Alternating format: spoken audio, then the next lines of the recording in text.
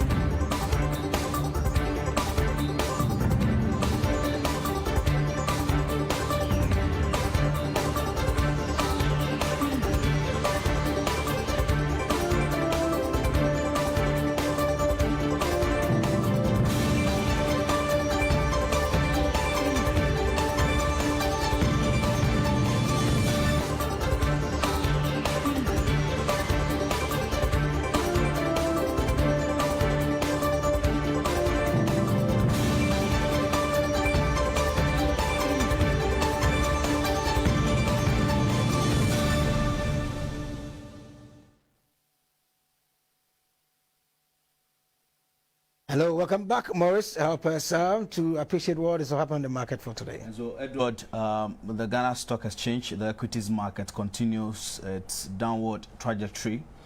We see the main composite index going down 1.79 points. The financial stock index, which has held the market together since the beginning of the year till now, also goes down significantly, 3.26 points, largely led by CalBank. CalBank lost 3 pesos on its shares. Year to date, by way of return on investment, we see negative 8.4%. And then the financial stock index, drops to 1.91% from around 3% since the beginning of the year. Till now, the financial stock market has been giving some hope to the main market, and so when we see the index going down, it should be disturbing. So by the close of trading today, we had some 25,094 shares exchanging hands. That brings the market capitalization 62.3 billion. Just almost the same as we saw yesterday. Let's see the losers and the gainers for today. So it was CalBank that lost 3 pesos on its share. As of yesterday, they were doing 91 pesos. Now they are doing 87 pesos per share. 3 pesos there. That caused the financial stock index to plummet. And so, Edward, that's how the market is looking like. Not too interesting for those who have invested on the equities market of the Ghana Stock Exchange. We just hope that things, change for the better. All right, thank you very much, Maurice Ogbete, for that from the Ghana Stock Exchange. Go for a short break. When we come back, we're going to talk to Patrick Vercohen, who is the CEO of the Global Center on Adaptation, an international organization based in Rotterdam, Netherlands.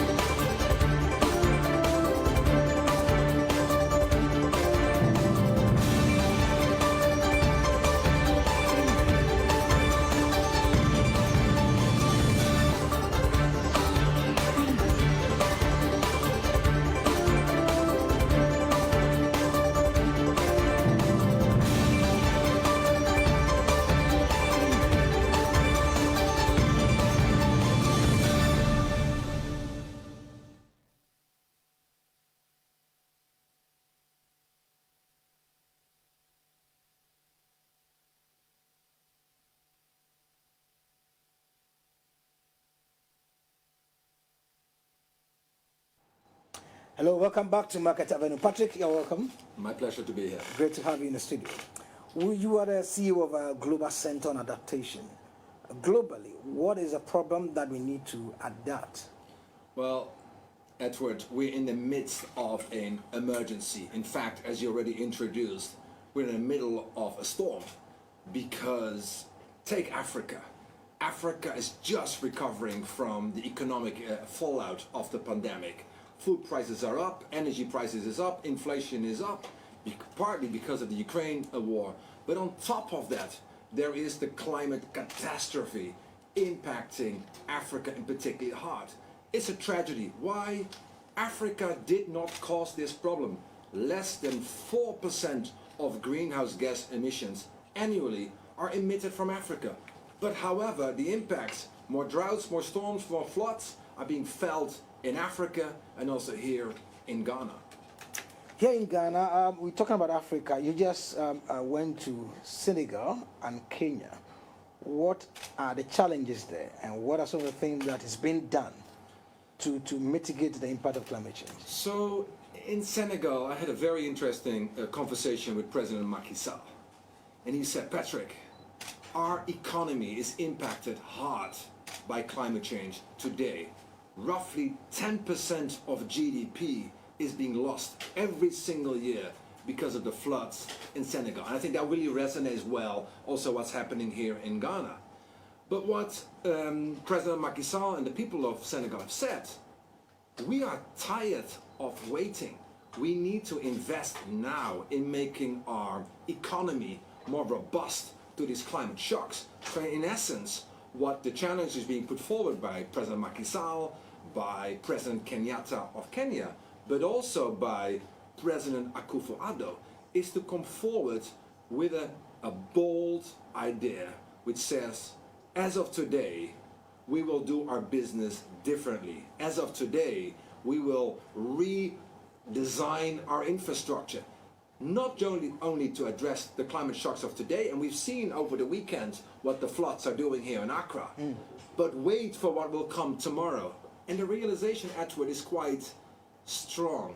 We're experiencing the weather of today in a climate regime of roughly 1 degree Celsius warmer than it was before. Wow. But the reality is already by 2030, that's 8 years from now, our world will be warmer 1.5 degrees Celsius. And that is when we live up to our global commitments, which we are not.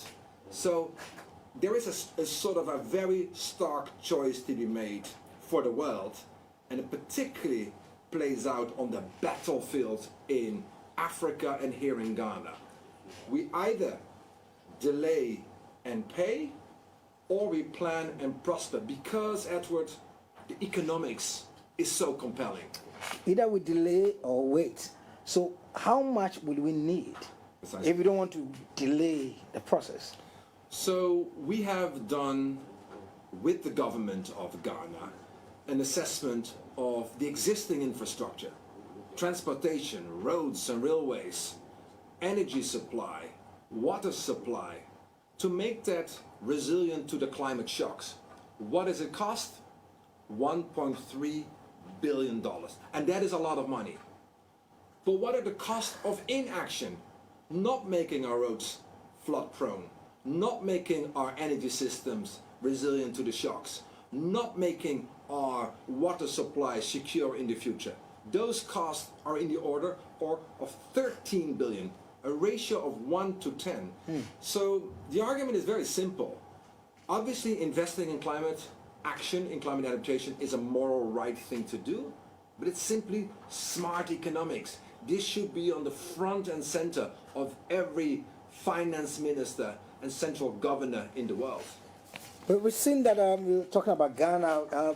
This book that has a roadmap for resilient infrastructure and a changing climate about Ghana. What is it that is in this book that aims at helping that farmer out there or that trader out there that went to market on Saturday and was caught in the flood? Yeah. So let me tell you this and be very upfront. This book is only as good as it is being implemented. Books on the shelf do not solve the lives and livelihoods of the farmers out there. But what's in it? Something very simple. What is in this book? It is investment. It's an investment blueprint. It looks at Ghana as a whole, to all the infrastructure systems, and identifies the climate shocks of today. We've seen something happening last weekend, and it also identifies what are the climate shocks in the near future. That's just problem analysis. But then it went a step further. What are the priority investments? What should we do with the dams which are spilling over? What should we do with the forest which is degraded? What should we do with the roads which are being washed away? There needs to be an investment proposition. That investment proposition is captured in this roadmap, in an investment blueprint. But again, an investment proposition is only as good as being implemented. And the story is very simple. What does Ghana need? $1.3 billion to invest in this roadmap. And I think the conversations which I had in the last few days with President Akufo-Addo were very important, because I think Ghana is blessed by the strong and bold leadership of the president, because we don't need to convince President Akufo-Addo that the climate emergency is real. We don't need to convince that he needs to act. He knows that. Now he has the plan, and he says, okay, Patrick, we have our own domestic resources, which we will put on the table. But our fiscal space, partly because of COVID, is limited.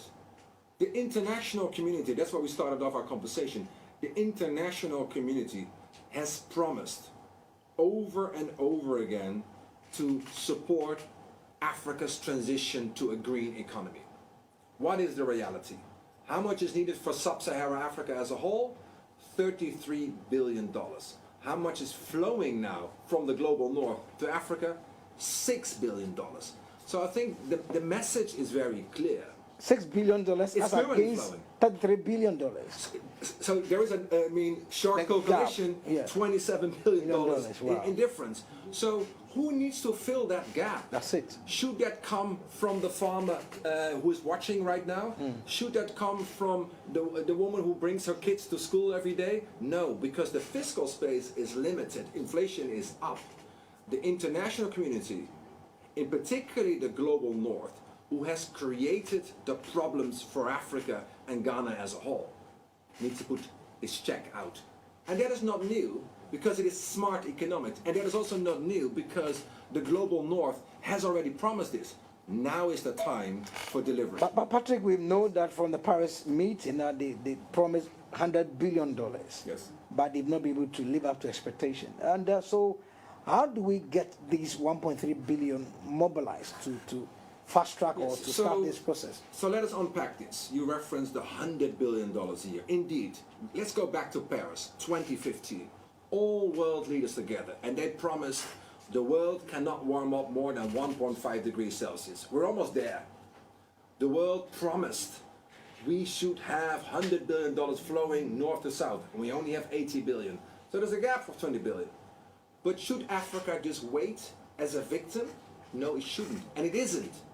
What President Akufo-Addo did with President Macky Sall, with President Kenyatta and other African fellow leaders, they put a plan on the table.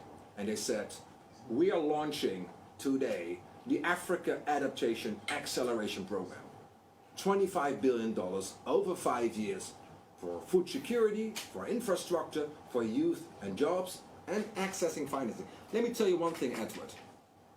There is money in the international system. Last year and the last 2 years, during the COVID crisis, the West managed to mobilize not millions, not billions, trillions of dollars overnight to rescue their economies. And just a little bit came to Africa. Now we need to be smart here in Africa. Financing is out there. The largest climate fund to date is the Green Climate Fund. It exists. There is a bank account, there is money, there's $10 billion on that bank account. How much is coming to Africa? Very little. So the question is, why are we not be able to access all these Precisely. funds? That's exactly hitting the hammer on the nail. In a sense, The money is there, the money is flowing, but not to Africa. And why is that? Because the rules of the game are changing, are very complicated. And more importantly, you have to be accredited. If you and I, Edward, want to apply for a grant from the Green Climate Fund, we need to be a financial institution and we need to be accredited. That accreditation process is complicated. And Edward, let's assume you and I are accredited and went through the whole process. We need to develop a plan, a proposal. It takes years.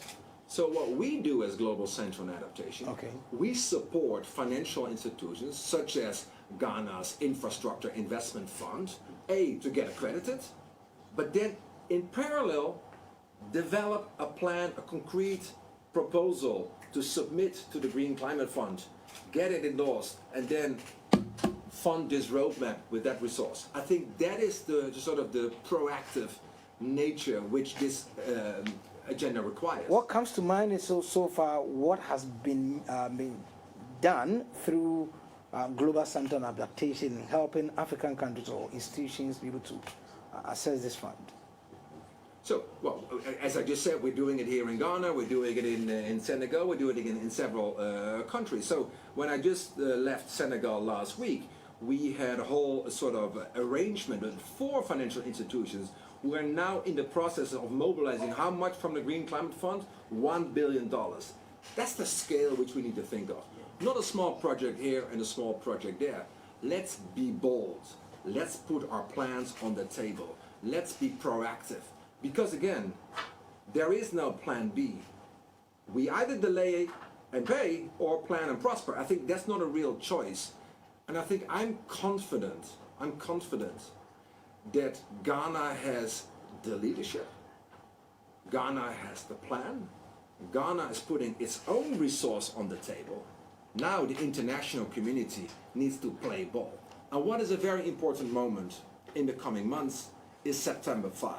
And let me tell you why. On September 5, your president, together with other African leaders, will bring together leaders from the so-called Global North, specifically to talk about adaptation in Africa. Not to talk because the plan is there, but to say, last year during the last climate summit, you promised 1, 2, 3, 4.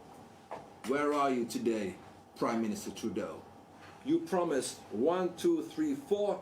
Where are you, Chancellor Scholz of Germany? That's the sort of the robustness of the conversation which we need to have. And I'm confident that President Akufo-Addo, who is leading this within the African constituency, has that boldness to drive this agenda forward. Going forward, what assurance do you want to give to that young man that because of flood, he's lost his little capital and that little kiosk, as we call it in Ghana? What is the way forward for that young man after September? That young man should put his heart and mind behind the adaptation agenda.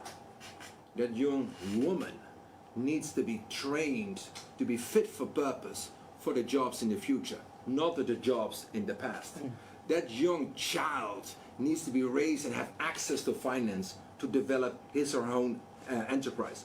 What we have been doing in the last few months, together with the African Development Bank, is to support thousands and thousands of small enterprises, of young women and girls, who brought together a plan. Drought-tolerant crops. A small business is already happening, but how can that go to scale? Or restoration of watersheds. A small business is already there. How can it accelerate? We have a whole program supporting young girls, women, and boys to develop these businesses. Because I think, as Edward, the takeaway is this. Every dollar, euro, or pound from the Global North invested in adaptation has a much higher economic return. Obviously, it's good for our health, it's good for the planet when we invest, but this is smart economics. This smart economics, at the AFDB meetings now, what in your view, what are some of what are the takeaways you're going to take from here from Accra, and going back into September, that you know that these are some of the conclusions we've arrived at, and going to help fuel the conversation? Yes, so indeed, this week are the very important annual meetings of the African Development Bank, hosted by the government of Ghana. And why is that important? Because the African Development Bank is Africa's plan, is Africa's bank. It has an extraordinary board leader in the person of President Adesina. And President Adesina this week has said, food prices up, energy prices up, inflation up, climate emergency up. We cannot wait. We move forward. So he put forward a very bold proposition of it's about financing at the end of the day. It's a new fund which he launched. It's the Africa Development Fund. He said Africa needs $31 billion to get that fund replenished. We have the donors here in Accra at these African Development Bank annual meetings. And obviously these donors are basically sitting in their chair and say, well, actually, we have a Ukraine crisis. Our development budget are diverted to Ukraine. That's what you and I understand, that the Ukraine crisis is very complicated. We both understand that that needs to be supported and there needs to be peace in Ukraine. But should that be at the cost of Africa? Not at all. I don't think so either. So I think if the West is able to mobilize large-scale financing for their own problems, if the West is able to commit at these grandiose summit meetings, now I think they need to be held accountable, and they need to be held accountable by not only African leaders or the youth of Africa, but also by the constituency in the global West as well. And why is it important? What happens in Africa doesn't stay in Africa. A person who has to leave his land because the droughts are coming may go to an informal settlement in a city, but at some point when the opportunity arises, that person will come to my home country, to the Netherlands. So again here, smart economics. What should the Netherlands or the UK or Norway, what should they do? Invest in Africa. Make sure that that person doesn't have an incentive to leave, no, but to thrive in Africa itself, what that person deserves. What a person deserves, I think the conversation will continue, the advocacy will continue. And Patrick, we're grateful for your time in the studio today. We hope to see you some other time when you come to Ghana.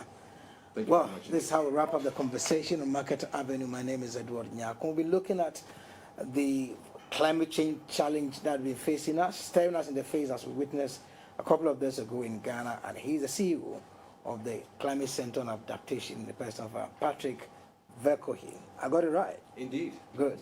We'll be right back, God willing, tomorrow. Shalom.